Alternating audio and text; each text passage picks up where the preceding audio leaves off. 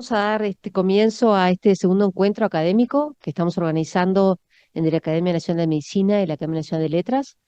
Empiezo por disculpar la ausencia del presidente Caetano, que está de viaje, que fue al Congreso de la Lengua en Perú, y también del vicepresidente Penco, que era quien tenía que suplirlo, que está en el interior con temas de la Corte Electoral.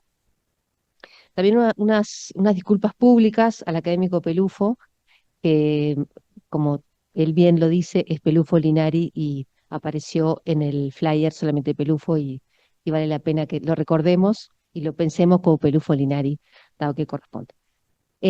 Antes de darle la palabra a Pelufo y a Díaz, quería hacer la entrega a Novoa es una pequeña carta donde pusimos en limpio las palabras que en el otro encuentro compartimos con ustedes y que ustedes hicieron sugerencias, hicieron algunos comentarios. Entonces, este es un pedido para que haya una colaboración formal con respecto a esas palabras y le hago entrega media simbólica en este papel, después lo mando por email. Pero bueno, para que quede. Exactamente. Es cierto. Y como digamos, como una oportunidad para seguir compartiendo y colaborando juntos. Bueno, yo en representación de la académica Sonia Budrandi, que está de viaje, también estoy sustituyendo. Es un placer darles la localía en esta vez a la Academia de Letras. Y hablábamos de que esta trabajo conjunto está empezando y que está mostrando cosas bien interesantes para ambos lados.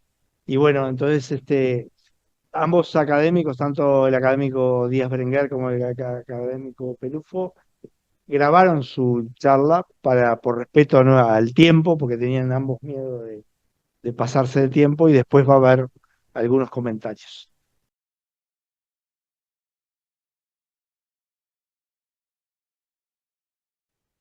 Buenas tardes, es un gusto estar aquí en el segundo encuentro entre las Academias de Letras y Medicina.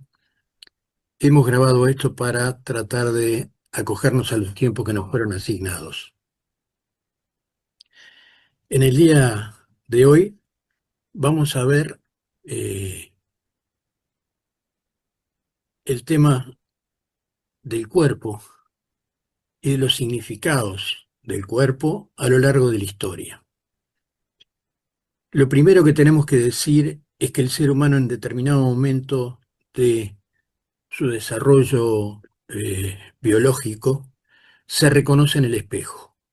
En ese momento se crea una imagen de sí mismo y esa imagen de sí mismo viene cargado con una serie de elementos que constituyen en última instancia un significante, un complejo sígnico. Y es a su vez un fantasma de su individualidad.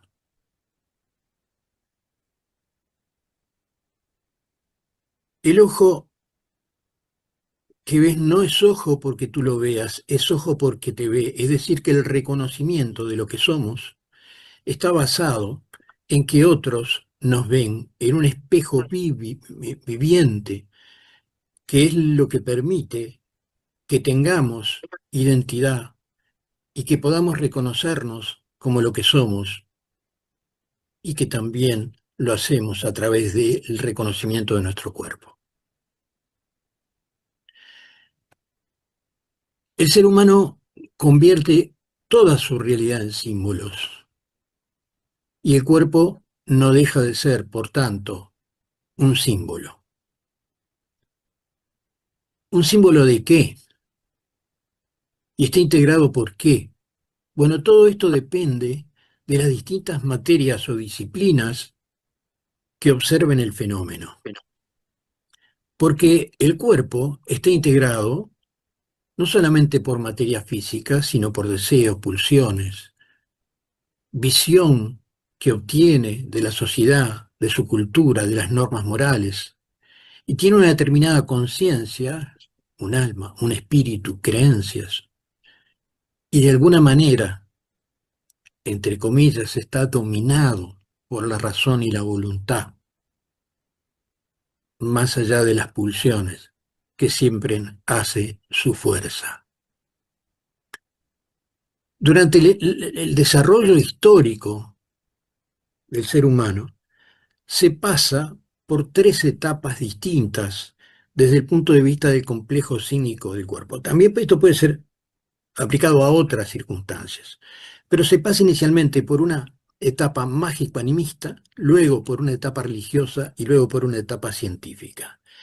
A partir de ahora nosotros vamos a ir recorriendo a modo de flashes o relampagueo distintas posturas a propósito de la significación del cuerpo a lo largo de la historia. En una primera etapa, eh, si nos atenemos a los griegos, podemos encontrar que el cuerpo está vinculado con la conciencia de respirar y de estar vivo, como consecuencia del soplo omnipotente que da la vida a los seres. Ese aire particular que no se sabe identificar bien cómo, pero que se le llamó psico. Distinto de psique, que significaba alma, mente o espíritu. Distinto de soma, que significaba cuerpo. Ahora, acá tenemos un problema semántico que tiene que ver con la forma en cómo definimos cuerpo en relación a espíritu. Por ejemplo, Real Academia. Conjunto de los sistemas orgánicos que constituyen un ser vivo. Pero tiene sinónimos, organismo, soma, y antónimos, mente, alma, espíritu. ¿Es lo contrario el alma, el espíritu del cuerpo? Bueno, el complejo clínico del cuerpo incluye estos antónimos. Lo mismo pasa con el diccionario de la Real Academia de Medicina de España. Cuerpo humano considerado en sentido puramente orgánico por oposición a la psiqui o espíritu, sinónimo soma. O sea, de vuelta a lo mismo. Oposición a la psiqui o al espíritu. Este dualismo vamos a ver que aparece en la historia, pero no está desde sus comienzos estrictamente. Así que nos encontramos que el cuerpo tiene problemas en sus definiciones. Para Platón, soma era el estuche del alma. Pero el sema, que también era el cuerpo, era el medio por el cual se expresa el alma. O sea, el cuerpo es también expresión del alma. En una primera etapa, el cuerpo se vive desnudo sin vergüenza, se lo asocia a la fertilidad, está integrado en el cosmos y a la divinidad. Aristóteles separa, sin embargo, el intelecto como directa vinculación con los dioses. Sin embargo, dice, el cuerpo es la forma del alma. Para Sócrates se añade la moralidad, y el cuerpo está supeditado a la búsqueda ética de la perfección del alma, el bien y la verdad. Si el cuerpo es la expresión del alma, es lógico que en el cuerpo se encuentren también los conflictos morales. En ellos, en los griegos, a través del cuerpo el alma se manifiesta al mundo como la belleza y la virtud. Pero el cuerpo vivo era distinto del cuerpo muerto y cuando tratan de observarlo no van a observar el cadáver, van a observar el cuerpo vivo como si el cuerpo vivo fuera distinto del cuerpo muerto. El cuerpo posee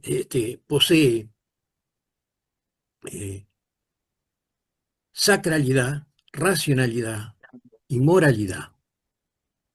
Para Claudio Galeno, estamos hablando en los primeros siglos. Y de nuevo, emparentado con Aristóteles, el logos como la voz de la divinidad, la racionalidad.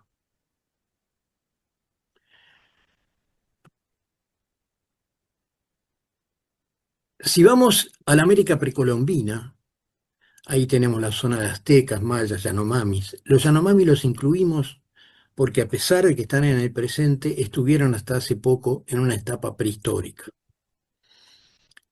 El ser y el cuerpo están integrados formando parte del entorno de la naturaleza, las divinidades y los conflictos morales. Todo está animado, nada muere. No es posible separar al cuerpo material de esa compleja red de interpretaciones de su realidad. Hay sí diferencias según el sexo. Por ejemplo, lo femenino se asocia a la germinación, al agua, a la tierra, a la oscuridad, a la debilidad y a la muerte. Mientras que lo masculino, maduración, fuego, el calor, cielo, fuerza, vida.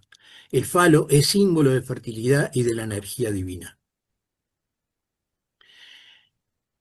En gran parte de las cosmogonías, el cuerpo y los seres humanos son creación de los dioses.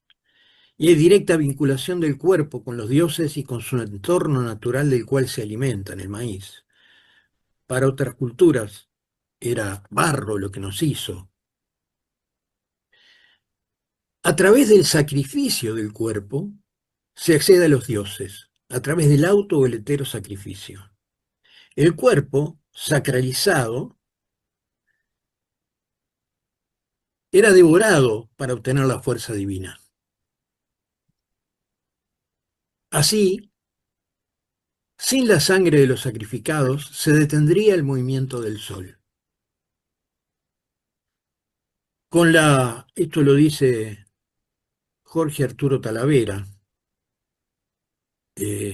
perdón que esté moviendo esto del lugar, pero molesta aquí. Con la oxidación ritual, el hombre contribuía a la continuidad de la vida y del universo, para lo cual ofrendaba su cuerpo, órganos y sangre a los dioses. A cambio de esa acción sacrificial, lograba el beneficio de la lluvia, buenas cosechas, salud, vida y, por supuesto, la persistencia del universo mismo. Los Yanomami, que es una tribu que está situada en el Amazonas, el cuerpo es el lugar donde habitan diversas concepciones del espíritu. Tienen distintos espíritus. Ellos son distintos espíritus a la vez. Pero su cuerpo, al ser consumido luego las cenizas de su cuerpo en una sopa de plátanos, obtienen el espíritu del difunto. Es decir, que la antropofagia, de alguna manera, tiene relación con el significado cultural del cuerpo. El cuerpo es un medio para acceder a la divinidad a través de actos simbólicos. Veamos qué pasa en la Edad Media. Esto es sublimado, transformado, y de alguna manera esa antropofagia que era real es sublimada y llegamos a esta concepción: tomad, comed, porque esto es el cuerpo de mi cuerpo. Bebed de ella todos, porque esto es la sangre de mi sangre. Este pensamiento cristiano nos lleva también a una antropofagia ritual, simbólica del cuerpo, con la cual se obtiene también relación con la divinidad. Jesús, como Cordero de Dios, es la culminación de los sacrificios, en donde se da el sufrimiento y la vida de Cristo asumiendo los pecados de los hombres. Es el chivo expiatorio de los sacrificios ahora en el propio cuerpo humano. Durante la expansión, en la Edad Media, de la Biblia, sigue siendo el cuerpo el templo de Dios, pero también la fuente de los pecados. Y se establece de nuevo un problema moral. Se lucha contra el cuerpo, contra las pasiones de ese cuerpo que desea y que lleva al individuo al pecado. Entonces, Jesús de alguna manera muere por la humanidad para redimirla de sus pecados. Con él los absorbe y se los lleva. Cristo ha padecido por nosotros en la carne, vosotros también armaos del mismo pensamiento, pues el que ha padecido en la carne ha dejado el pecado. El sufrimiento pasa a ser una forma de superar las pasiones de la carne y los pecados. El autosacrificio como penitencia está en toda la Edad Media y aquí vemos el movimiento de los autoflagelantes. El cuerpo no le pertenece al hombre, le pertenece a Dios, pero al mismo tiempo es cárcel del alma. Y aquí comienza un tema interesantísimo, que es la consideración de que todos somos iguales frente a Dios, que solo la moral nos hace diferentes. Esto es un poco distinto a lo que venía de antes, de la etapa de los griegos, en donde lo que no era igual se consideraba también normal. Tercera etapa, el cuerpo científico del Renacimiento disecado. Bueno, aparece Andrés Vesallo con De Humani Corporis Fabrica Libris Septem, un paso fundamental en la visión de la medicina que nos lleva a la medicina científica. Leonardo, por su parte, buscó el alma en el cerebro y en la mirada, al igual que Machado, encontró la conexión con el alma. De todas maneras, recoge gran parte de la tradición griega, en donde ve al cuerpo como un microcosmos a semejanza del macrocosmos del universo, y encuentra la divina proporción en la naturaleza y en los organismos vivos. Y aparece ahora René Descartes, en donde claramente separa al cuerpo del alma. El cuerpo es una sustancia material que puede ser estudiada y comprendida a través de la razón y las ciencias, un objeto científico. Es una sustancia asimilable a una máquina cuyo funcionamiento puede ser explicado sin necesidad de recurrir a fuerzas sobrenaturales o divinas, sino a través de las leyes naturales. La conexión con la divinidad está en el espíritu. De manera que este yo, es decir, el alma por la cual soy lo que soy, es enteramente distinta del cuerpo, e incluso más fácil de conocer que él, y aunque el cuerpo no existiese, el alma no dejaría de ser todo lo que es. Ahora, el cuerpo anatómico está regido entonces por causas naturales y se desarrolla la causalidad científica. Y aparece también en esta etapa la clasificación del ser humano con Linneo, que encuentra que hay diferencias y 4 variedades humanas. No las vamos a, seguramente ustedes las conocen, ¿no? Pero lo que importa es el hecho de la clasificación del ser humano. Al mismo tiempo, en 1815, Mary Shelley aparece con la novela Frankenstein o el Prometeo, el moderno Prometeo, en donde aparece por primera vez un cuerpo antinatural fabricado por el ser humano. Y la electricidad como fundamento de la vida ya no es el soplo divino, sino un elemento científico el que da la vida. Para Immanuel Kant, el cuerpo es una representación como el alma, mientras que el cuerpo es una representación oscura que se integra en la conformación de la identidad del yo a través de la experiencia y no diferencia de los no yo. El alma es una representación clara, inaccesible a los sentidos. Yo voy a ir tirando todo esto flash para que vayan viendo cómo vamos cambiando la noción del cuerpo a lo largo de los siglos. El propio cuerpo, dice Arthur Schopenhauer, del que parte en cada cual la intuición del mundo, lo contemplamos exclusivamente desde el lado de la cognoscibilidad, desde el cual no es más que una representación. Aparece por primera vez la idea del cuerpo como representación. Por su parte, John Locke, todo lo que la mente percibe en sí misma, o todo lo que es objeto inmediato de percepción, de pensamiento, de entendimiento, es a lo que yo llamo idea. Y al poder de producir una idea cualquiera en nuestra mente, lo llamo cualidad del sujeto en el que radica ese poder. Cuarta etapa. El yo en el cuerpo socializado y desarraigado de Dios en la modernidad.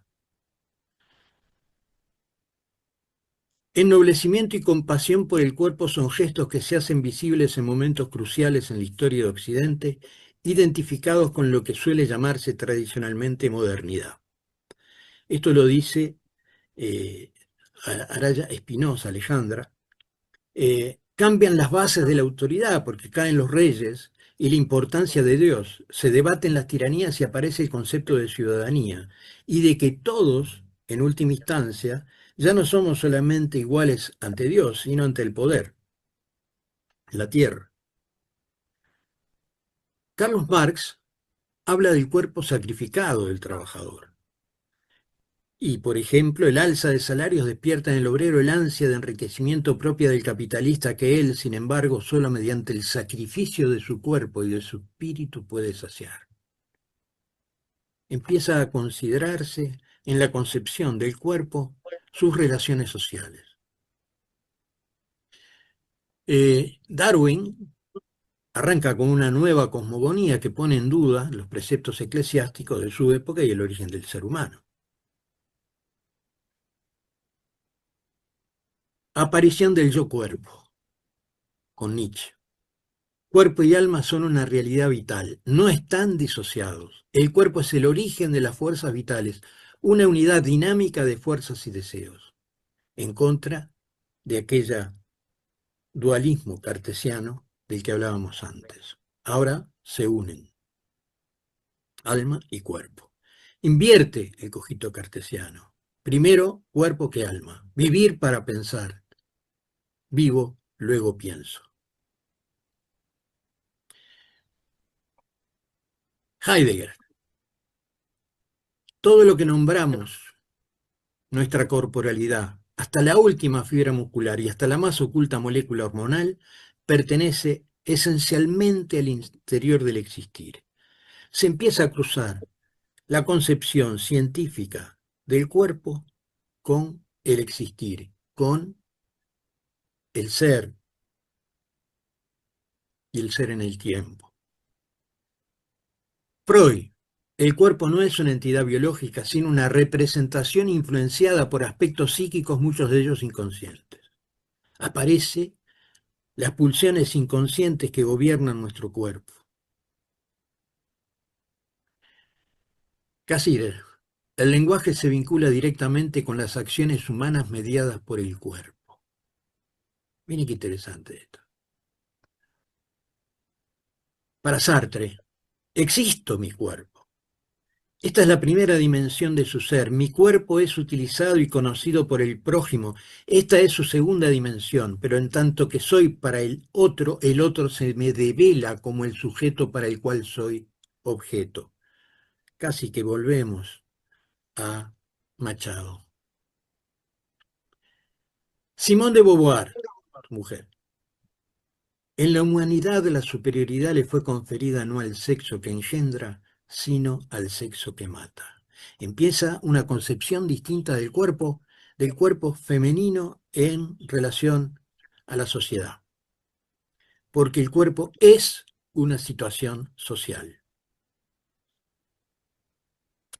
Por su parte, Maurice Merleau-Ponty, el cuerpo es el vehículo del ser del mundo y poseer un cuerpo es para un viviente conectar con su medio definido, confundirse con ciertos proyectos y comprometerse continuamente con ellos. Mi cuerpo es aquello gracias a lo que existen los objetos. El cuerpo es el vehículo del ser en el mundo, pero no es la caja del alma, sino es casi el alma puesta en cada molécula del cuerpo. aparece Lacan, que encuentra el lugar, el goce lo encuentra en el cuerpo y dice, el lugar del cuerpo es el goce.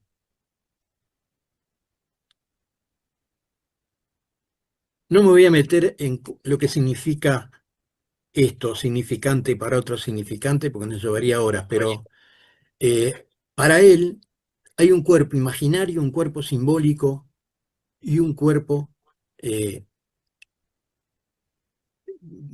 real.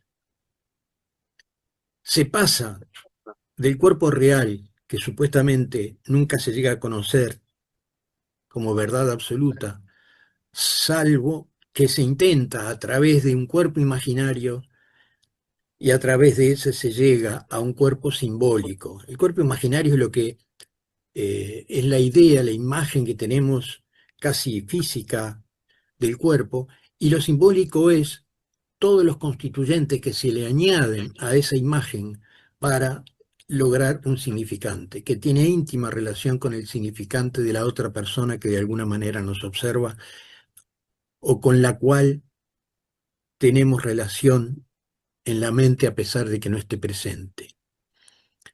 Si la función simbólica funciona, estamos en su interior. Y diré más, estamos a tal punto en su interior que no podemos salir de ella. El yo, en su aspecto más esencial, es una función imaginaria.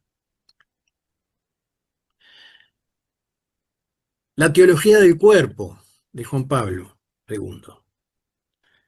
Esta conciencia comporta una percepción especial del significado del propio cuerpo, que emerge precisamente del hecho de que el hombre está para cultivar la tierra y someterla. Todo esto sería imposible sin una intuición típicamente humana del significado del propio cuerpo. De alguna manera, a pesar de su concepción religiosa, trae la significación del cuerpo como elemento fundamental para acceder a él. Por otra parte, esta mujer divina que se llama Adrienne Rich, a las mujeres se nos controla amarrándonos a nuestros cuerpos. Dramática frase que dice Adrienne Rich. Porque es distinto la concepción del cuerpo desde el punto de vista masculino que desde el punto de vista femenino. Ya lo vimos con Simone de Beauvoir, ahora queda más claro con Rich. Lo mismo dice François Dolto, que dice, miren interesante, el desarrollo del niño lleva a la maternalización del cuerpo, a su cuidado como entidad reconocida por la madre. Es decir, que nosotros sobre nuestro propio cuerpo proyectamos, o más bien introyectamos los cuidados maternos y los prolongamos sobre nuestro cuerpo. Muy interesante la visión que tiene. Michel Foucault. El cuerpo es una construcción histórica y social, un producto de prácticas discursivas y mecanismos de poder. El cuerpo se manipula, se le da forma, se le educa, obedece, responde, se vuelve hábil o cuyas fuerzas se multiplican. Esta es la visión que tiene Foucault tan particular desde su óptica de análisis del poder en la sociedad y cómo el cuerpo se vincula con ello. Por su parte, Gilles Deleuze dice, un cuerpo no se explica a través de la simplificación que establece una organización, un orden de determinadas funciones de sus órganos, o sea, un aspecto esencialmente científico, sino que es resultado de inexplicables sensaciones e intensidades. El cuerpo del deseo no se define por sus órganos. Claro. Vamos a la quinta etapa, el cuerpo pornográfico de la sociedad de consumo del posmodernismo. Byung-Chul Han, el cuerpo con su valor de exposición equivale a una mercancía. El capitalismo intensifica el progreso de lo pornográfico en la sociedad en cuanto lo expone todo como una mercancía y lo exhibe. El cuerpo pornográfico carece de todo simbolismo. El cuerpo ritualizado, por el contrario, es un fastuoso escenario en el que quedan consignados secretos y divinidades. Todo esto se borra porque carece ahora de todo simbolismo. Y aquí estamos en las exposiciones de Gunther von Hagens. Chughan describe la sociedad actual como una sociedad de la transparencia, donde todo es expuesto, visible y está disponible, buscando eliminar cualquier opacidad o negatividad. Y aquí vamos a esto que es el cuerpo de Cristo de chocolate, que es una escultura de Cosimo Cavaliaro, en donde es un Cristo de chocolate que se pone con sus genitales a la vista, tiene un pelo recogido con una colita, aparece desnudo, causó un revuelo bárbaro, en donde la relación con la divinidad a través del sufrimiento desaparece y aparece el hedonismo contemporáneo a través del chocolate. Es una caricatura, además, y una crítica a la innecesidad del sufrimiento. En el posmodernismo, el cuerpo se convierte en un insumo necesario para la industria cosmética, quirúrgica, gimnástica, nutricional, farmacéutica, cinematográfica. Y aparece el cuerpo adornado como un modo de expresión estética de su propia individualidad y originalidad. Así que esto lo voy a resumir en lo que sigue. Sexta etapa, lo que está llegando, el transhumanismo y el cuerpo poshumano. Es un movimiento intelectual que propone mejorar el cuerpo y al ser humano a través de la ciencia y la tecnología. Se lograría así un ser distinto al actual, el ser poshumano. Estos son los principales exponentes del transhumanismo, que comienza de alguna manera con Julian Huxley, el hermano de Aldous Huxley, que crea el término transhumanismo. Y esto es de alguna manera un resumen muy esquemático de lo que hemos hablado hasta ahora. ¿Pasamos de la hominización a la deshominización, tal vez? Pregunta. Y vemos que hay un sistema mágico animista religioso, territorio del chamán y del sacerdote, que cae a lo largo del tiempo, la línea roja, mientras que sube la línea verde, un sistema racional científico, territorio del médico y del psicoanalista. Se pasa por un cuerpo prehistórico a el cuerpo de Aristóteles, de Galeno, luego al cuerpo de Descartes dividido, y a través del positivismo llegamos a Frankenstein, a Marx, al materialismo, a Freud, luego por a través del existencialismo llegamos al posmodernismo y a las propuestas de mercantilización del cuerpo, y llegamos finalmente al transhumanismo que concluye en el poshumano. De un cuerpo natural y moral, donde nada muere y se recicla, pasamos un cuerpo al servicio de Dios, que peca con alma inmortal, y luego un cuerpo al servicio de la producción, un ser alienado y sometido sin futuro, desanimado y desalmado. Y vivimos en este momento un momento de desorientación ética. ¿Por qué? Porque empezamos con problemas que cuándo comienza y cuándo termina el cuerpo y qué hacer con el aborto, por ejemplo. ¿La mujer gestante es una o son dos cuerpos? ¿Es un cuerpo o son dos cuerpos? El cuerpo sufriente y el derecho a decir sobre la muerte propia, ¿hasta dónde prolongar la vida del cuerpo y en qué circunstancias? Ahí está la suspensión del esfuerzo terapéutico, el homicidio compasivo, la eutanasia. La creación de seres de probeta, el útero artificial, elección genética del cuerpo de un nuevo ser, la duplicación del cuerpo de sus órganos, clones humanos. ¿Hasta dónde es posible la tecnologización del cuerpo humano?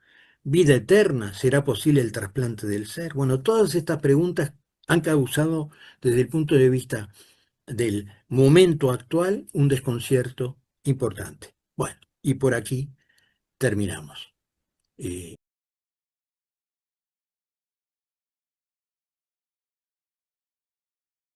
Buenas tardes. Me es muy grato participar de este diálogo interacadémico y agradezco a las autoridades de ambas academias por esta invitación. Me voy a referir, como estaba convenido, al tema del cuerpo en, en el arte, vamos a decir, en las artes visuales, desde, desde el siglo XV a la actualidad, tomando algunos elementos. No va a ser un enfoque histórico, voy a compartir pantalla para poder no va a ser un enfoque histórico, sino más bien una perspectiva iconológica, en el sentido de una perspectiva de estudio de imágenes, de significado de las imágenes en sus relaciones con los contextos culturales en los cuales se producen. Y va a ser algo muy de tipo, vamos a decir, como relámpagos de un relato un tanto relampagueante por distintos momentos de esta historia. No busco conclusiones, no va a haber acá nada que concluir, sino más bien es un paseo, un relato por una serie de problemas que plantean las imágenes. Voy a comenzar refiriéndome a la obra de un artista, a una obra de un artista uruguayo, Federico Arnaud, que me importa por justamente el sentido metafórico que tiene con relación al cuerpo de la cristiandad. El Cuerpo del Pan se llama, es una pieza de grandes dimensiones, de 2,50 metros, de hormigón, que según sus palabras, el pan, en su materialidad expresiva y cruda, propicia un conjunto de sensaciones táctiles y visuales que convergen en el cuerpo, lugar privilegiado de la experiencia, de la existencia y de la muerte.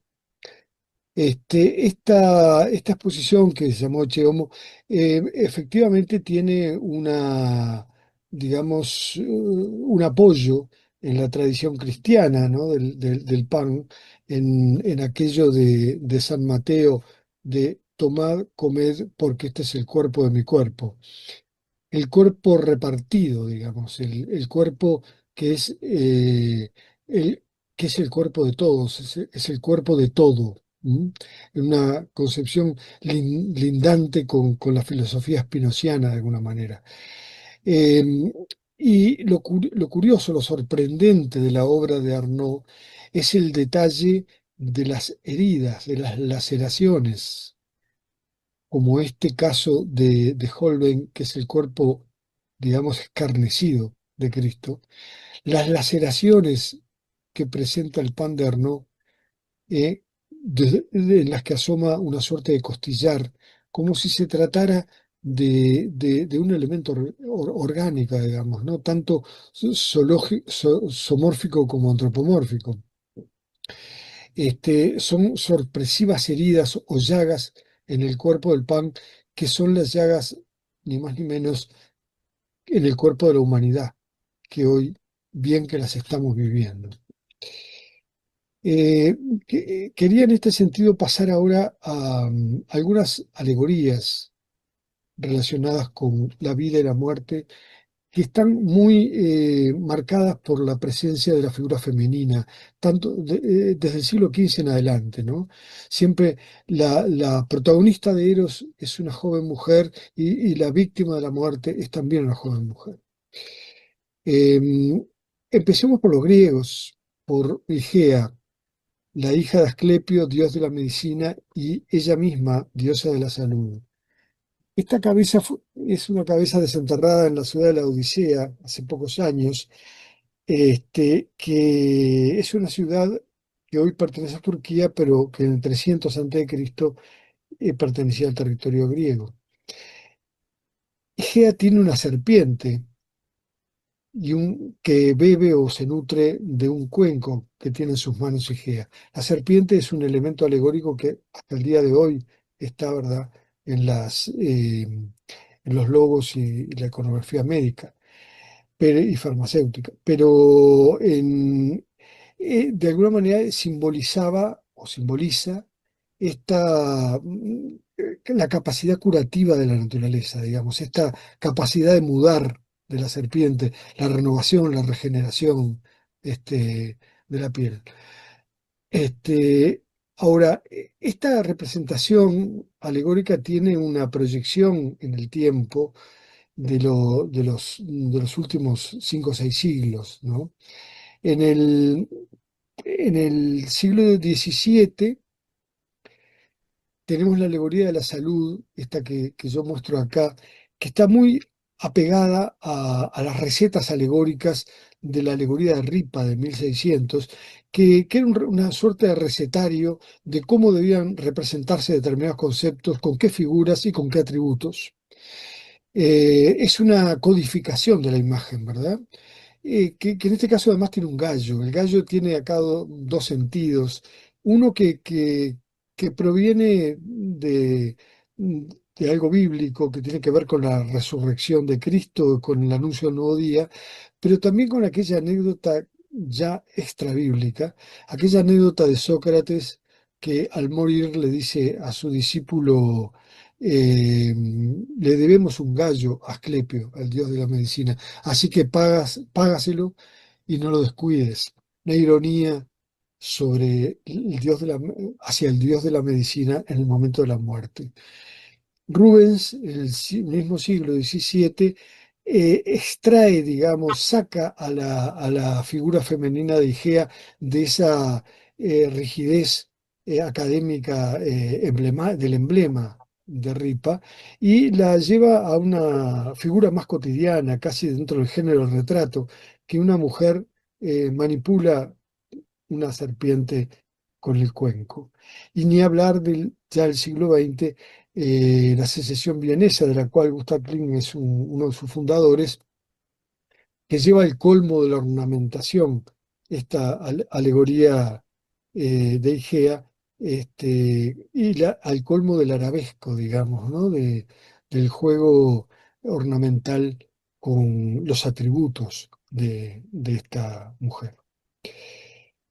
Y digamos, en la actualidad, aunque es ya de hace unos años, volvemos a ver a esta performer yugoslava, Marina Abramovic, una célebre performer yugoslava, todavía actuante, que en La serpiente de 1990 trabaja un poco con la alegoría tangencial, digo un poco pues tangencial, ¿no?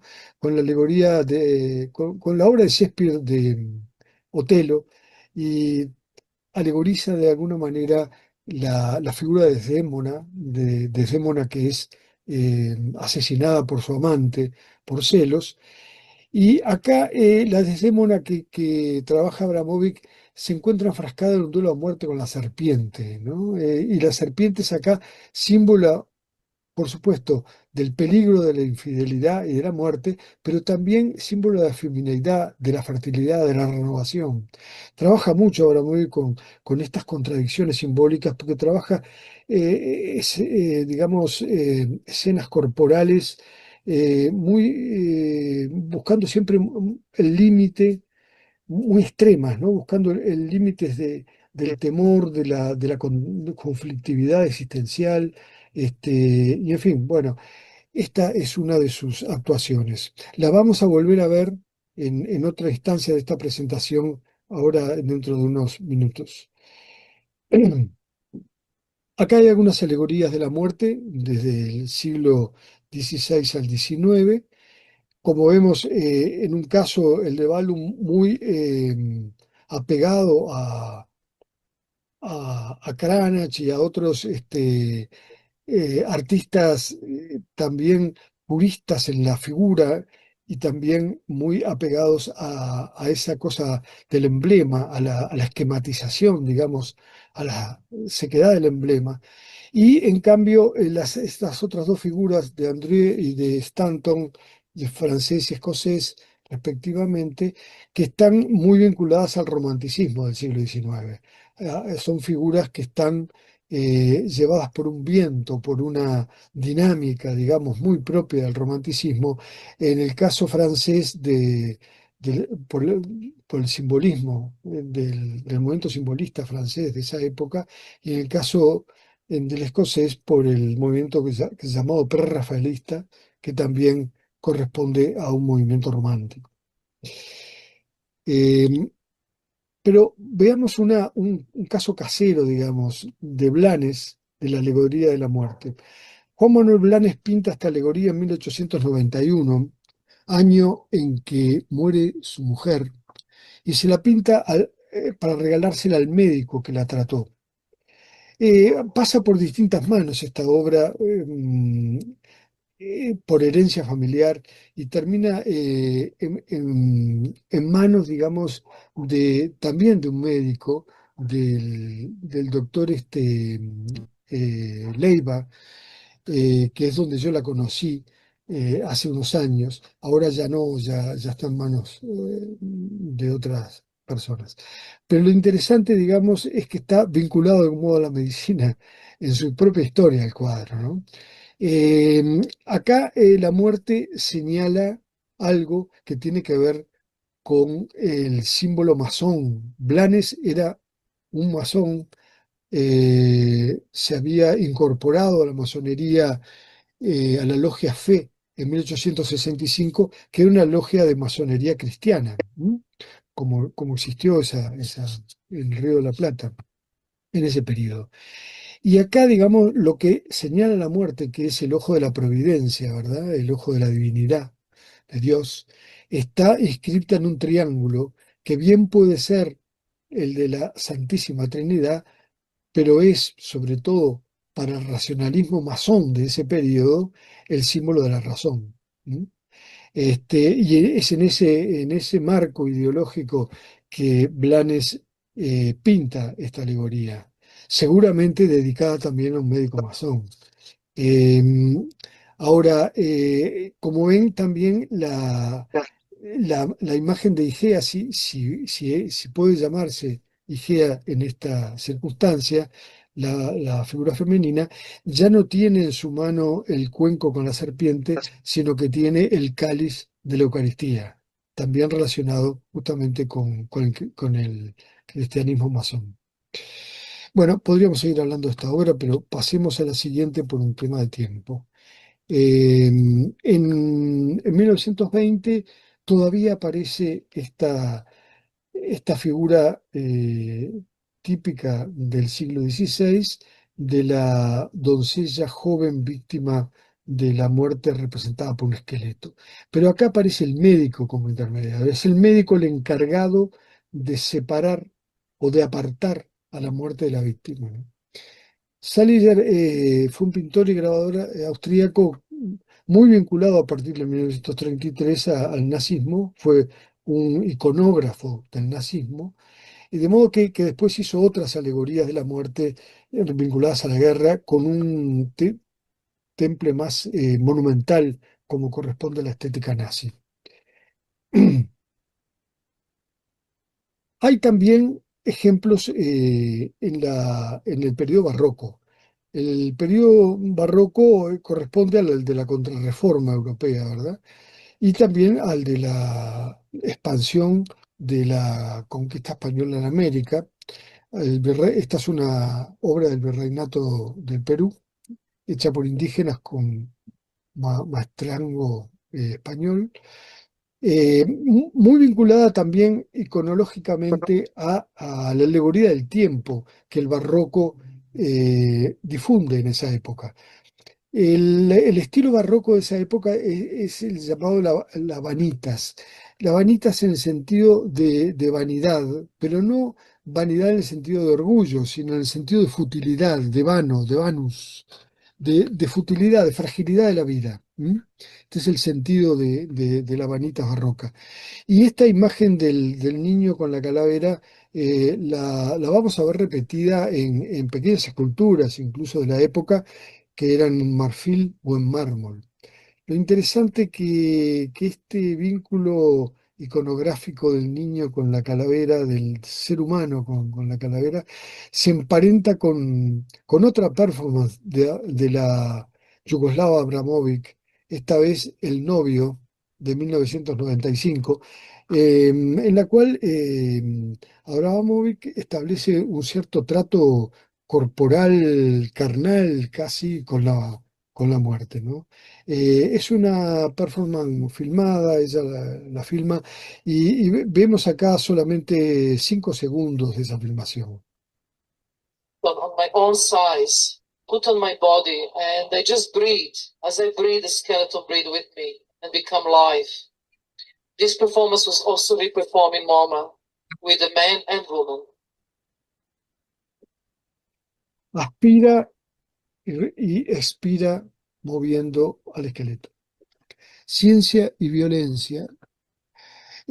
Acá me voy a referir a algunas alegorías anatómicas vinculadas, algunas de ellas a la investigación científica y otras de ellas a la violencia social. Empezando por la primera, el caso de Frederick Ruiz, un holandés que en 1700 publica el Tesauro Anatómico.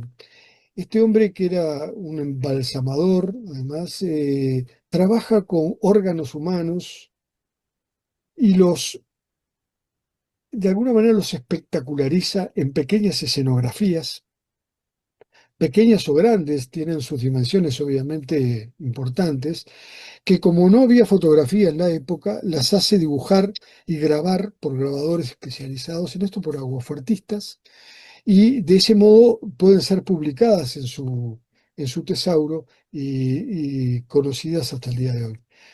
Es interesante esta visión tan macabra de lo estético, ¿m? Esta pretensión de embellecer el acto mm,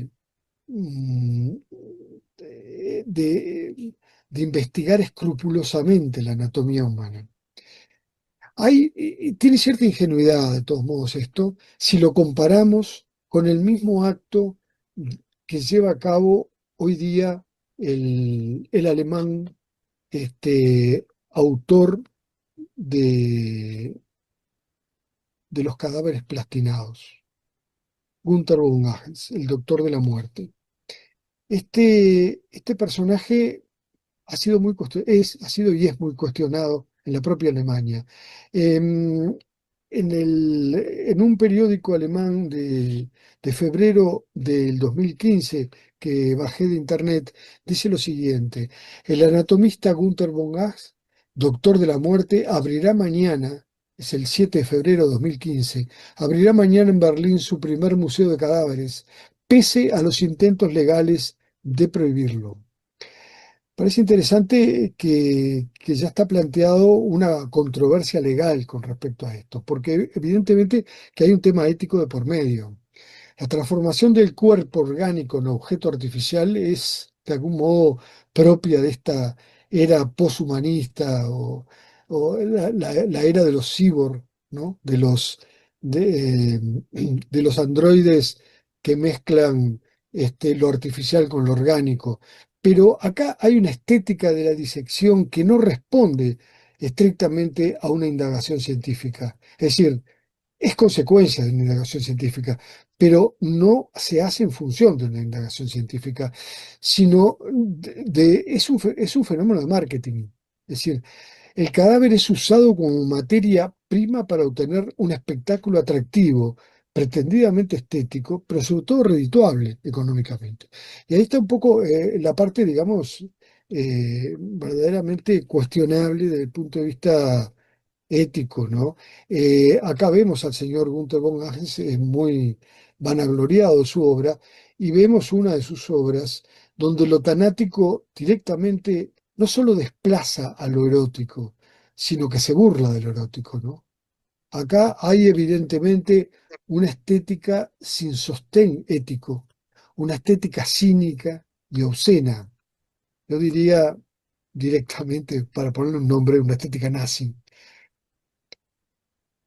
Hay otro caso que vincula la anatomía con la estética, pero a su vez con la violencia social, que es la del colombiano, es el caso del colombiano Juan Manuel Echevarría. De niño, dice Echevarría, oí por primera vez hablar sobre esos cortes, corte de corbata, corte de franela y otras mutilaciones que se le hacían al cuerpo humano. En el corte de florero, a la víctima se la degollaba y se cortaban sus extremidades para luego introducirlas en su torso como si fuera un florero. Acá trabaja Echavarría, que trabajó mucho, en toda su obra trabaja con la violencia en Colombia. Lo hace con huesos humanos dispuestos en forma floral, como elementos botánicos, digamos, y poniéndole nombres que tienen que ver, por un lado, con el nomenclátor científico, la orquídea, la orquis, pero a su vez con otro nombre inventado en función justamente de la violencia social. Es decir, que usando como excusa las gráficas realizadas por una real expedición botánica del siglo XVIII, este artista lleva esa iconografía al plano de una metáfora de la violencia social actual. Cuerpos yacentes y cuerpos ausentes. Con esto, con esta etapa termino mi charla. Quisiera referirme cuerpos yacentes, empezar haciéndolo con otra vez una obra de Blanes, en este caso un episodio de la fiebre amarilla en Buenos Aires. Por todos conocido, ¿verdad? Es una obra que está expuesta en el Museo Nacional de Artes Visuales. La realiza Blanes en 1871, el mismo año de la peste, 2 meses después de que la epidemia es controlada en Buenos Aires y ya muertos estos dos personajes que son un médico y un abogado, ambos militantes de la Comisión de Salubridad de Buenos Aires, que actuaron ayudando a las víctimas de la peste y que murieron de fiebre amarilla en esos meses. Cuando Blanes pinta la obra ya estaban muertos, pero de algún modo es un homenaje a ellos porque eran dos profesionales masones además, y de algún modo esa presencia da cuenta del rol social jugado por la masonería en esas circunstancias. José Roque Pérez era un abogado catedrático de Derecho, y Manuel Gerich, un médico y también abogado con larga trayectoria en Buenos Aires. Lo interesante es que la figura de la mujer tiene una iluminación artificial prácticamente, ¿no? Es decir, no está iluminada por la luz externa, sino tiene una especie de luz propia. Ahí Blanes trabaja con un simbolismo muy fuerte en la figura femenina, ¿verdad? Eh, y yo quisiera comparar esto con esta imagen de una pintura del austríaco von Max, el anatomista, del mismo año, de un año antes que la obra de Blanes, pero prácticamente del mismo momento, en la cual también hay un médico que observa el cadáver, o un cadáver femenino joven, no por casualidad. Ya. Pero son dos miradas diferentes, ¿verdad? En la mirada del cuadro de Blanes, lo que hay es una solidaridad moral del altruismo, del poder promisorio de la ciencia, pero también de los límites de la ciencia, ¿verdad? Porque es una mirada de la perplejidad y de la impotencia. En ese momento no se sabía que la causa era un mosquito.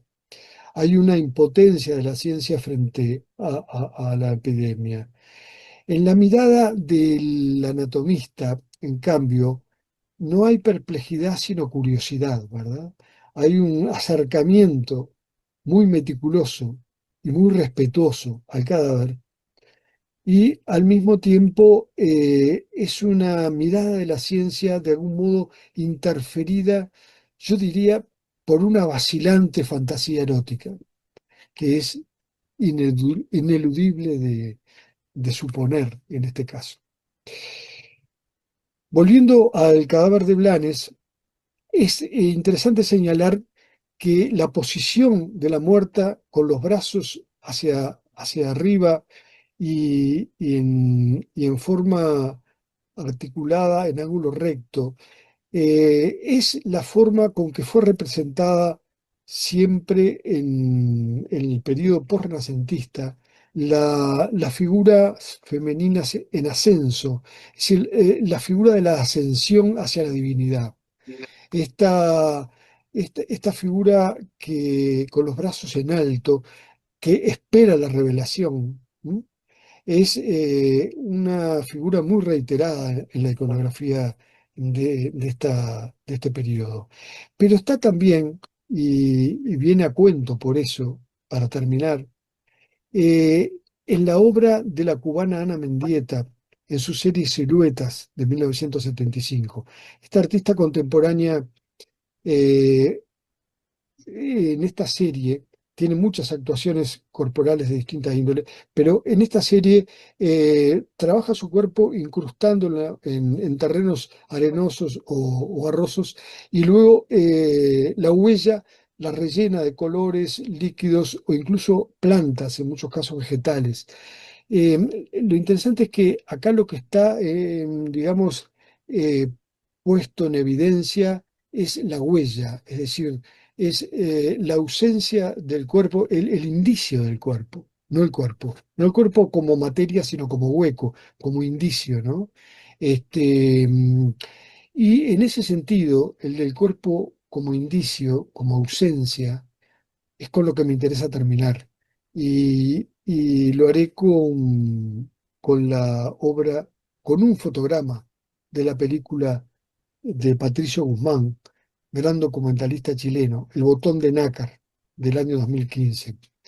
Este film fue filmado, fue realizado en la Patagonia, en la región del archipiélago patagónico de Chile, que es una zona donde el mar y el cosmos se juntan, es una zona absolutamente impresionante desde el punto de vista espacial.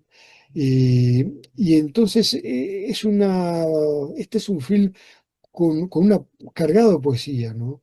Si bien tiene un filo, digamos, político en cuanto de denuncia, de una situación a la cual ahora me voy a referir, pero básicamente es un film poético sobre un film metafísico, digamos, sobre el ser mismo y la relación con el cosmos.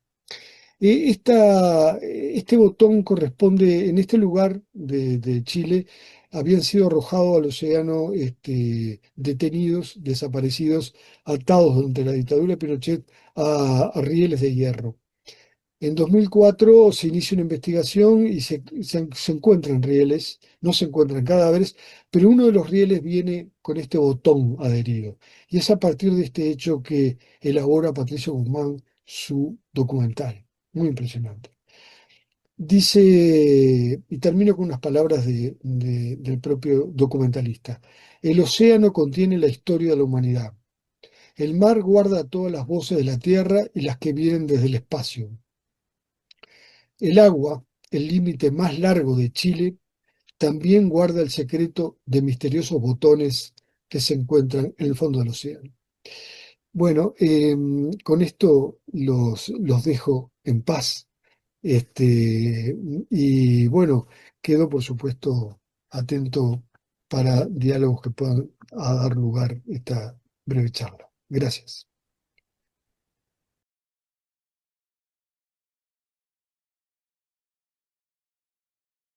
Estamos abiertos entonces a comentarios. El académico Pou. Bueno, quiero felicitar a los dos expositores porque la verdad que fue muy, muy importante desde dos ángulos distintos las visiones que nos dieron. Nosotros se supone los médicos trabajamos con los cuerpos y sin embargo ignoramos muchas veces los significados del cuerpo, los alcances del cuerpo, las modificaciones que ese cuerpo ha sufrido en el curso de la historia, las interpretaciones, eh, y quizá hasta nuestros propios cambios de conceptos o de ideas o de sentimientos de frente a esos cuerpos. Y ese cuerpo que a veces puede ser el límite, ¿no? De nuestro ser. Me parece genial eso, ¿no? El cuerpo real, el cuerpo que uno se imagina.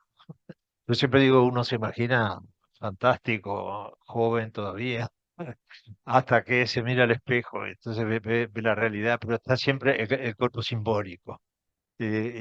Bueno, eso le agrega otros adornos a la realidad a veces decepcionante que es mirarse al espejo.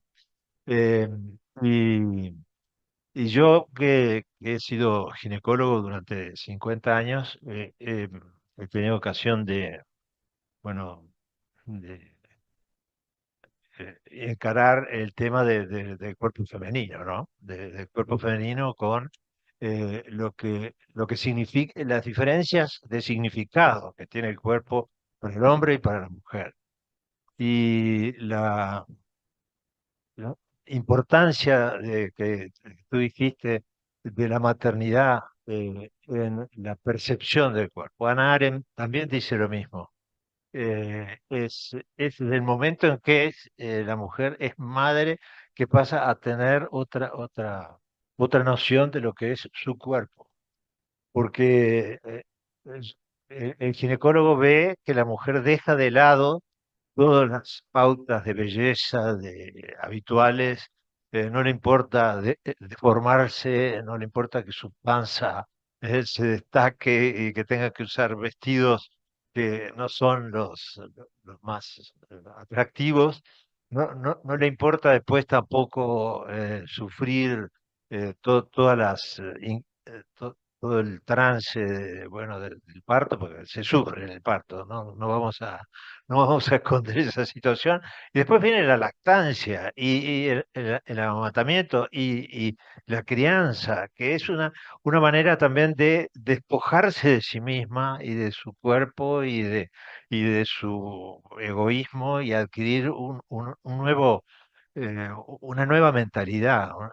Eso, esas mismas palabras que tú dijiste, que las leí en alguna obra de Hannah Arendt, me, me han me han impactado mucho.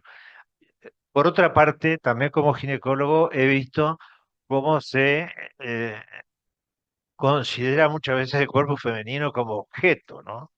Entonces, a veces la mujer pretende la eterna juventud y con eso empieza el desfile, bueno, primero por la maquillaje normal, después el color del pelo, después el cirujano plástico. Nosotros con Carmen conocimos a una señora que había entrado con una especie como de locura. No paraba de hacer en su cuerpo eh, modificaciones que procuraran como liberarla de la realidad que era el transcurso de su vida. Y eso un poco lo transmitía o lo contagiaba a su ambiente.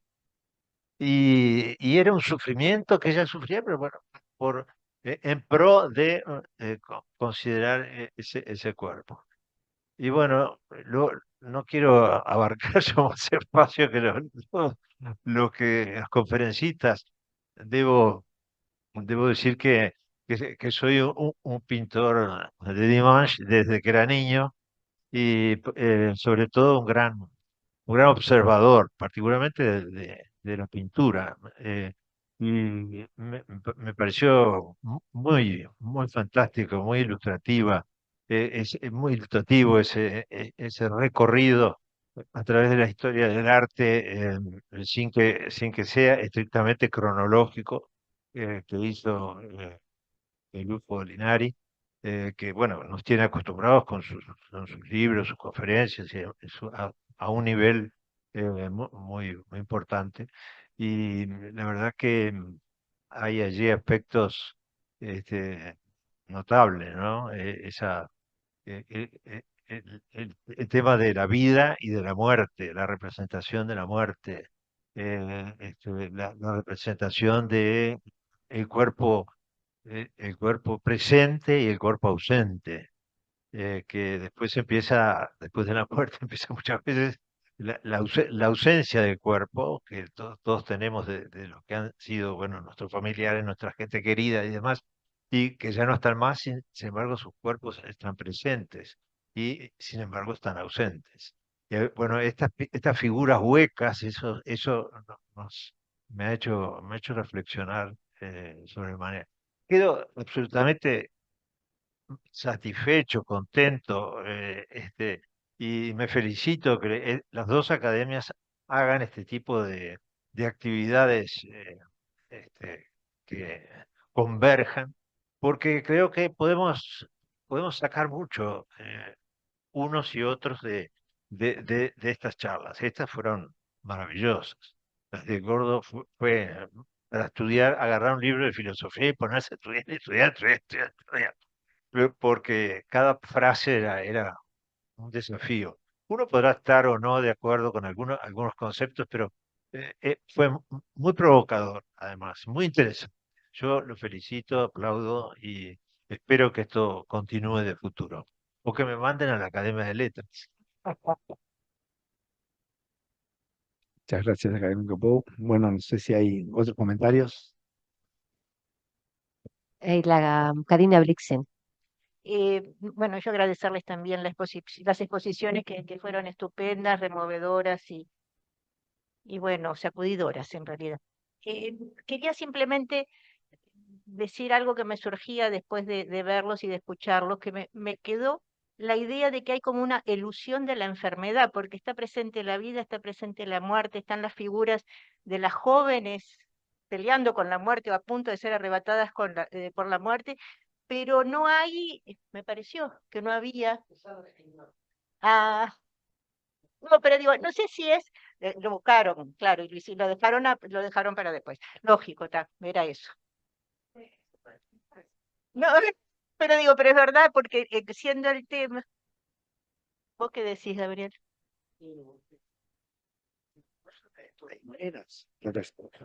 Bueno, no, creo que tú decís la ilusión de la enfermedad. Bueno, sí, el cuerpo enfermo, de alguna manera, es ese cuerpo en transición, como también es el cuerpo saludable, entre la vida y la muerte, pero más cerca de la muerte, cuerpo enfermo según qué enfermedad. Pero no es un tema que a mí me haya preocupado acá como problema. Yo, en relación a lo que decía el doctor recién, me parece interesante, em, hablando por teléfono o por WhatsApp, no sé, Álvaro me decía que yo había insistido, porque le mandé, nos mandamos los videos, que yo había insistido en el tema de la muerte como un lugar desde donde mirar el cuerpo. Em, Puede ser, lo que pasa que en la iconografía que se presenta sobre este problema, la muerte tiene mucha presencia en el sentido de que hay una personificación de la muerte. Esto, el personificarla a través de una figura humana a la muerte, viene de la más remota antigüedad, pero ya los griegos la personificaban mediante un joven alado, mientras que después el ángel de la muerte, tanto judeo-cristiano, vamos a decir, porque hay varios ángeles de la muerte, entra a tallar la guadaña, que antes no estaba. Y, y es a partir del siglo XV en que aparece el esqueleto como símbolo de la muerte. Antes no, es a partir del siglo XV. Y es interesante porque es el momento en que asoma la medicina científica. Entonces, a mí me interesaba marcar, no podía decir todo ni podía mostrar todas las imágenes que uno quisiera acá en esto, ¿no? Pero me interesaba marcar el tema ese justamente de la separación de la muerte como un cuerpo otro, y en el caso de Abramovic, que es el caso, digamos, de la filosofía del siglo XX, de Merleau-Ponty en adelante, Deleuze, etcétera, la muerte es un atributo del cuerpo. no se separan, por eso ella está abrazada del esqueleto. No es una víctima del esqueleto, es un diálogo muy íntimo, muy casi carnal que tiene con el esqueleto. Y eso me parece interesante justamente como transposición de lo que estaba pasando desde el siglo XV.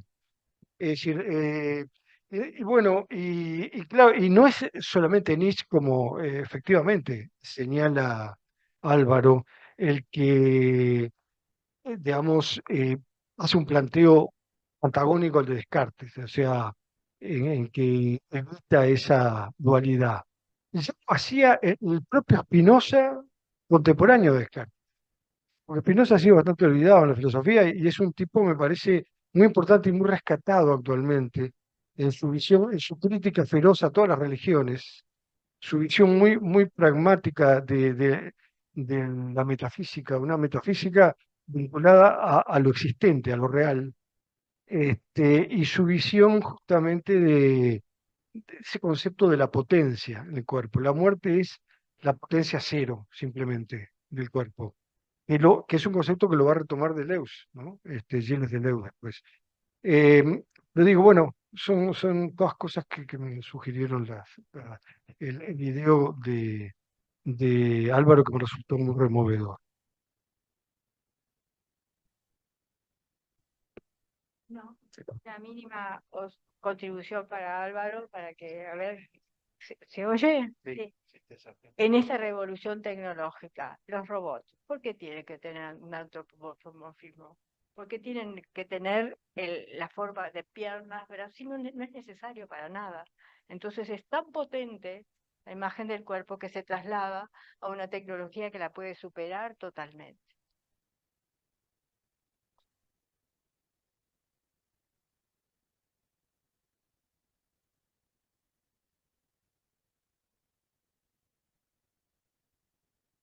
Académico Justino da Rosa. Primero que nada, agradecerles las dos exposiciones que a mí particularmente me deslumbraron en cuanto al recorrido histórico y el planteo tan especializado que hicieron. Desde mi humilde punto de vista, sugiero que la próxima vez no teman excederse en el tiempo y pónganse frente a nosotros. Eso es simplemente una carencia que padecimos de no verlos exponiendo y que esos márgenes son absolutamente válidos y bienvenidos en cada uno de los casos. Y por último, una pequeña pregunta a Gabriel, que algo que no, por lo menos no es tan conocido, por lo menos para mí, relacionado con ese nuevo planteo del escultor o sí, plástico que mencionaste como arte cinética, que es el que que se levantó o está levantando polémicas en Alemania. Que nos contaras un poquito más en qué está eso y cuáles son los planteos y todo lo demás. No, este señor es un médico, un anatomista, que se dedicó a una técnica de embalsamaje por una sustancia plástica que yo no sé explicarla, no sé cómo es, le llama plastinación, de modo que todas las partes del cuerpo quedan reducidas a una especie de cartón, conservando color, y él lo que hace es una disección y crea formas a partir, en algunos casos, como el que mostré primero, separando partes del cuerpo y generando ahí una imagen fantasmal del cuerpo y muy abierta, digamos, donde hay una apertura. Y en otros casos, trabajando directamente con cuerpos, ya sea como la que mostró Álvaro en actitud de danza, de deporte incluso en relaciones sexuales. O sea, lo cual es bastante tremendo, ¿no? Como planteo visual. Y claro, es una forma de vincular eh, la estética, o sea, hacer de la anatomía un instrumento para generar una suerte de estética propia que pasa por encima de elementos éticos que es lo que lo hace indiscutible, ¿no? A mi juicio, muy discutible, pero es todo muy opinable. Académico ruso allá en el fondo. Un par de cositas nada más. Yo me quedé pensando un minuto en eso que decía la muerte como potencia cero. No para nosotros, no para los médicos. El cadáver, la muerte, el cuerpo tienen un valor muy especial. Hay un cuidado extremo y una, una ética del manejo del cadáver en la anatomía, donde hay una exigencia superlativa sobre el cuidado del cuerpo humano que va más allá del cuerpo mismo, que muchas veces está totalmente destrozado por las sucesivas disecciones que sufrió. Pero lo que no se pierde en el ámbito de la anatomía es el respeto supremo por ese cuerpo, como tal. Y eso uno lo aprende el primer día. Eso después se traslada. Esa muerte no es potencia cero, es potencia de formación, de educación, es potencia de aprendizaje a lo largo de toda la vida. No, el que es psiquiatra no, pero el que es cirujano sí. Y eso se va trasladando, lejos está de ser potencia cero, porque empieza el primer día en una relación, yo diría, me atrevería a decir que de enamoramiento, que puede llegar para el que tiene mucha vocación a ser apasionado, el que tiene la vocación de la anatomía de ser apasionado, ese enamoramiento del cadáver, una mirada recíproca entre el anatomista y el cadáver. El cadáver que enseña, el anatomista que aprende. Hurga uno adentro de las entrañas del cadáver y el cadáver hurga en las entrañas de la búsqueda del conocimiento del anatomista y después del cirujano. Eso me parece que es un valor que está muy lejos de la potencia cero y se vincula mucho más. Y después esa ética se transmite también al cuidado del enfermo, de las maniobras quirúrgicas, del no sangrado. Entonces hay ahí un relacionamiento absolutamente diferente, pero muy vinculado a lo que plantea, sobre todo a lo que plantea Álvaro. Yo me sentí muy identificado como médico con la imagen de la mujer respirando al son del esqueleto, porque uno termina en definitiva su práctica médica respirando con la muerte en el aprendizaje, con la agonía del enfermo en la práctica profesional, respirando la misma muerte. Yo creo que hay mucho valor en todo esto, yo quiero felicitarlos enormemente, me resultó extremadamente removedor, pero creo que hay valores acá que también van más allá de la visión externa del asunto y que el gran aporte para nosotros está vinculado a todo lo que son los fenómenos de aprendizaje y formación en los cuales vamos mezclados en la muerte, el cadáver y el cuerpo. Muchas gracias. Académico Pons. Iba a decir que voy a tratar de ser breve, pero el académico Müller se va a empezar a reír y decir que siempre miento con eso, así que no lo digo. Yo quiero hacer dos breves lecturas de las dos exposiciones, que las disfruté mucho. Las disfruté en el sentido de estar viendo dos investigaciones, y las investigaciones son siempre individuales, en este tipo de cuestiones, de dos personas analizando desde sus puntos de vista y en ámbitos parecidos por el título, pero diferentes, algo que enriquece a quien lo escuche. Pero hay otra lectura, y esa es sí absolutamente personal. Yo no disfruté nada mi año en anatomía, y siempre me cuestionaba que estoy aprendiendo, que quiero aprender la vida y cosas por el estilo, estando entre muertos. La vida era cuando me iba al boliche con los compañeros de disección o cosas por el estilo, pero en anatomía lo que veía era pura muerte y destrozo. Por mucho respeto, y lo comparto con lo que está diciendo el académico ruso, con mucho respeto, pero también con frustración. Por suerte, después pasé a una etapa en la cual realmente estaba haciendo lo que me interesaba. Y en ese sentido, respecto a lo de el académico Díaz, podría decirle Álvaro, pues somos amigos de hace años, pero bueno, estamos en un ámbito académico. Me entusiasmó el hecho del repaso histórico, forzosamente breve, de ideologías. Uno puede compartirlas, puede discrepar, puede intentar discutir acerca de eso, pero es valioso. En definitiva, traduce una información muy importante volcada en poco espacio de tiempo. Pero me hizo reflexionar acerca de que en la práctica cotidiana uno deja de lado y se despoja de todo eso, incluso de la propia interpretación, la propia valoración, la propia ideología a la cual uno se afilie.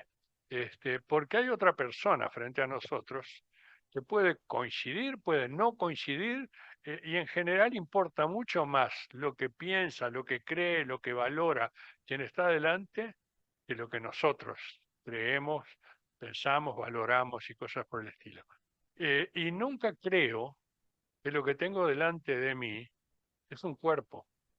Es algo mucho más amplio que el cuerpo. Uno podrá interpretarlo desde el punto de vista que quiera, de la doctrina que crea, de la religión que crea o del ateísmo al que se filie, lo que sea.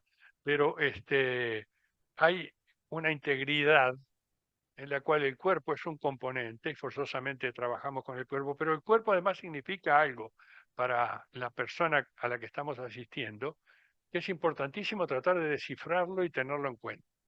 Y en ese sentido, como antes dijo el académico Pou, yo que fui ginecólogo durante, como soy bastante más viejo que él, más tiempo que él, tener que trabajar ya no con la genitalidad de las mujeres, sino con la sexualidad de las mujeres, con la experiencia vital de las mujeres, incluyendo sus genitales, me obligó 100 veces, y me estoy quedando corto, a tratar de entender lo que estaba significando para la mujer lo que yo estaba haciendo. En este momento estoy leyendo un libro de 1890 y tantos, de un inglés que dedica 200 y pico de páginas para cuestionar en una forma violentísima la inmoralidad, la impudicia, el atropello que significa que un hombre haga un examen genital en una mujer.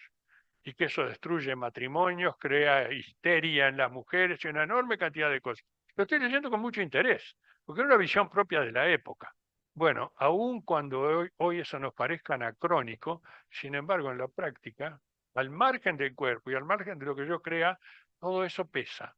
La visión actual es completamente distinta, pero pesa enormemente. Si uno no le dedica tiempo, y desafortunadamente el tipo de ejercicio médico que hacemos actualmente no nos concede ese tiempo muchas veces, pero el esfuerzo hay que intentar hacerlo, porque si no, en realidad no estamos haciendo un acto médico, estamos haciendo un acto puramente mecánico. Y eso creo que es lo peor que podemos hacer como médicos. No da para hablar mucho más, pero no voy a seguir. Académico Arcos. Y después, Valor. Bueno, muchas gracias a los dos conferencistas que realmente dejaron muchísimas preguntas planteadas para mí en estas dos excelentes conferencias, pero quería retomar el aspecto tocado de la anatomía, porque tuve oportunidad de ver las exposiciones de cuerpos plastinizados en dos ciudades en momentos diferentes que me impresionaron mucho. Si bien habíamos tenido contacto con el cadáver y contacto con el cuerpo en situaciones quirúrgicas, nunca habíamos visto cosas que la plastinización logró. Y por mi especialidad me gustaron mucho la plastinización de los vasos pulmonares. Inyectando este plástico por la arteria pulmonar, creo que fue la primera vez que fue muy fluido, se pudo ver el árbol capilar pulmonar, no solo las arteriolas, sino hasta los capilares en forma en que la circulación, como si la circulación se hubiera detenido, la que se detuvo fue la circulación del plástico. Y eso trasciende un poco lo que puede ser la utilización meramente artística o comercial del cadáver. Yo entiendo que pueda ser cuestionada desde el punto de vista ético, pero que creo que está lejos del cuestionamiento que se ha hecho históricamente a los médicos de Hitler, ¿no? Todos tuvimos oportunidad de tener contacto con ellos. Y si bien ese puede ser cuestionado éticamente desde ese punto de vista, las obras del artista colombiano que utilizan huesos para denunciar una situación de violencia pueden tener otra mirada ética y me resultaron realmente sumamente ilustrativas y didácticas. Muchas gracias.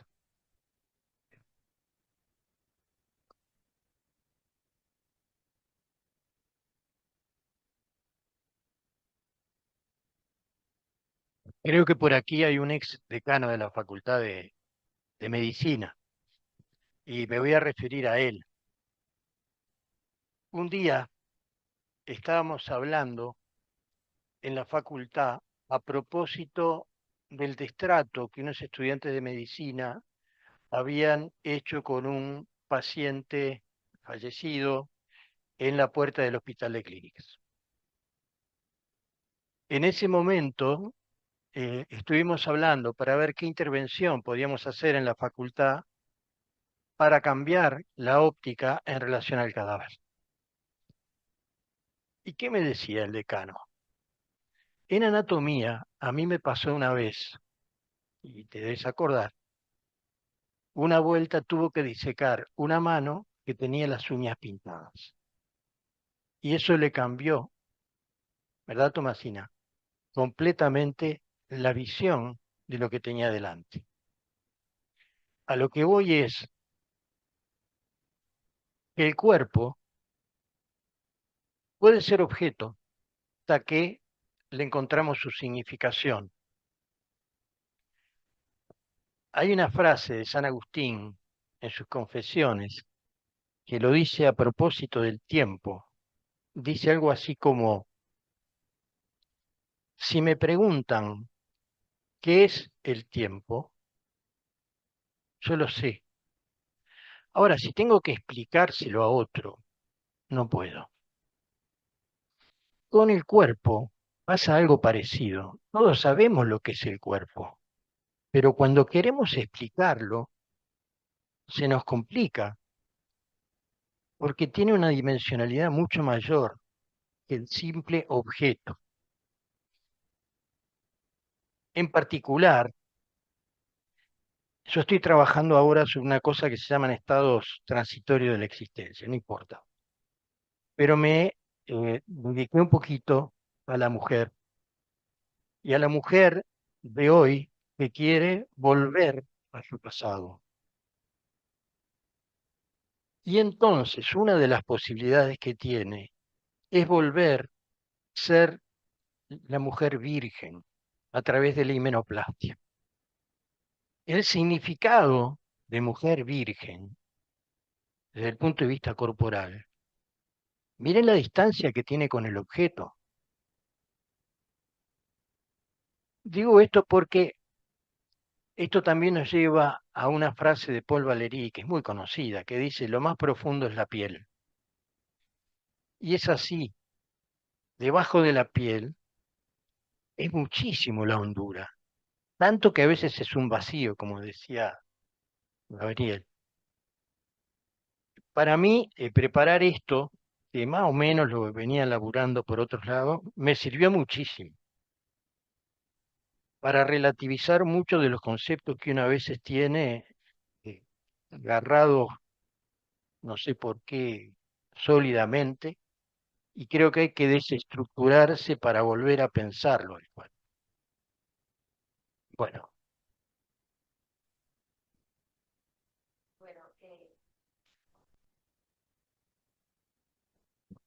gracias. Gracias a todos. Vamos a ir cerrando por acá. Voy a decir algunas cositas muy breves, pero que sirvan de puente para cómo iremos trabajando en otras colaboraciones. Em, Igual voy a hacer un paréntesis medio personal con algunas alusiones al cuerpo de la mujer. Los hombres también quieren volver a un pasado y se ponen pelo en la cabeza y también se tiñen el pelo y también hacen ejercicio, se visten con jóvenes, o sea que se hacen cirugía plástica. Bueno, cierro el paréntesis. Yo sé, pero como no hay especialistas, bueno, no importa. Nada, decirles que que para mí los videos fueron muy impactantes en muchos sentidos y también me gustó mucho escuchar la opinión de ustedes, médicos, con respecto a los videos y a su propio trabajo con los cuerpos. Me gustó mucho también percibir diferentes opiniones sobre eso, porque me gusta esa cosa más heterogénea en las opiniones. En nombre de la Academia Nacional de Letras, como agradecerles mucho habernos recibido en esta sede. Tenemos hoy la localía, parece. Vamos a seguir impulsando trabajos en conjunto. Tenemos como dos caminos a pensar, o más de dos, pero uno sería ampliar algunos encuentros más allá de los académicos. Eso fue lo que pensamos. Este año nos vamos midiendo, nos vamos probando, nos vamos conociendo nosotros, pero después la idea es poder hacer algo más abierto al público. Otra idea también que manejamos es invitar a otras academias, como la Academia de Ciencias, la Academia de Ingeniería, cuyos integrantes a veces, em, bueno, ¿qué? No están celosos, no, que a veces compartimos integrantes, alguno debe estar celoso, pero bueno. Nosotros tenemos dos académicos de la Academia Nacional de Letras que además pertenecen a la Academia de Ciencias y ustedes también. Entonces me parece que podríamos también pensar en actividades conjunto con otras academias, como planes, todas cosas que sucederán el año que viene. Este año estamos cerrando. Y de repente también para el año que viene, elegir un tema que no sea tan muerte, algo un poquito más chimpum para arriba, para que terminemos el año un poquito más afectados. Bueno, gracias a todos. No, yo quería agradecer de esta experiencia vital, porque para mí fue remover muchas cosas y capaz que dejar muchas preguntas. Y quería decir solo dos cosas. La corporalidad a mí me parece que además a los médicos nos enseña mucho. Y quería referirme al Premio Nobel de Medicina que dieron esta semana, donde nos enseña que nuestro cuerpo, para existir, tiene que desarrollar mecanismos de tolerancia para defenderse, pero no lo suficiente como para matarse, que es el mecanismo de las células Treg que permiten controlar las reacciones de defensa. Simplemente eso que me parece que nos muestra otra cualidad de nuestro cuerpo muy actual, porque algo que fue del año 95 se reconoce recién ahora, que se conoció en el año 95, se reconoce recién ahora, que se construye colectivamente ese conocimiento y que también es parte de lo que significa de repente, en una forma media intuitiva, el cuerpo para nosotros, esa pulsión entre la vida y la muerte permanente, y que evoluciona en esa pulsión permanente entre la vida y la muerte. Me parecieron fantásticas las dos conferencias, me parece que yo las tengo que volver a ver para poder comentarlas, no las puedo comentar ahora. Después quería hacer un anuncio parroquial, que es que para los académicos de medicina, pero que quedó pendiente, que es que estábamos discutiendo sobre una posible declaración sobre la salud y el cambio climático de todas las academias del mundo, y mañana hay una conferencia que es Cambio Climático y Educación, o no la encuentro ahora, no la puedo abrir, Tomasina. ¿Eh? ¿Y trabajo decente o docente? Decente. Y cambio climático y trabajo decente, que es un español que viene, ¿no? Eh, Exacto, y que va a ser en el espacio al lado del Hospital de Clínicas, en el aulario, ¿no? A las 6 de la tarde, y que va a ser referida a las preguntas que nos hacíamos sobre cambio climático. Perdón, que están invitados también de la Academia de Letras, porque también tienen que tener trabajo decente. Bueno, y creo que terminamos. La verdad que ha sido fantástica el tiempo, y me parece que las preguntas y todo lo que la gente aportó marcan que ha sido muy importante para todos. Bueno, muchas gracias.